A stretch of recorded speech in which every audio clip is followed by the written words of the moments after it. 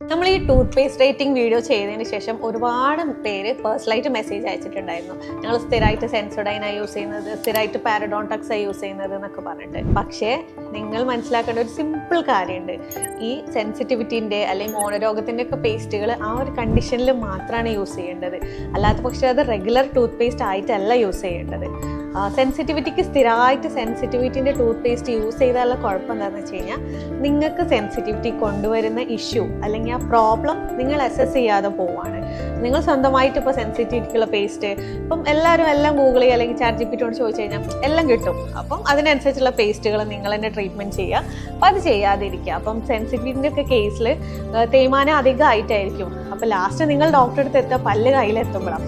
തേയ്മാനത്തിൻ്റെ extent എന്ന് പറയുന്നത് നിങ്ങൾക്ക് പ്രെഡിക്റ്റ് ചെയ്യാൻ പറ്റില്ല. തേഞ്ഞ് പല്ലിൻ്റെ ക്രൗൺ വരെ പൊട്ടുന്ന ഒരു എക്സ്റ്റെൻറ്റിലേക്ക് തേയ്മാനം കൂടും. അപ്പോൾ അതുകൊണ്ട് ഇങ്ങനത്തെ സ്പെഷ്യൽ കേസസിലെ ടൂത്ത് പേസ്റ്റുകൾ ആ സമയത്ത് മാത്രം യൂസ് ചെയ്യുക.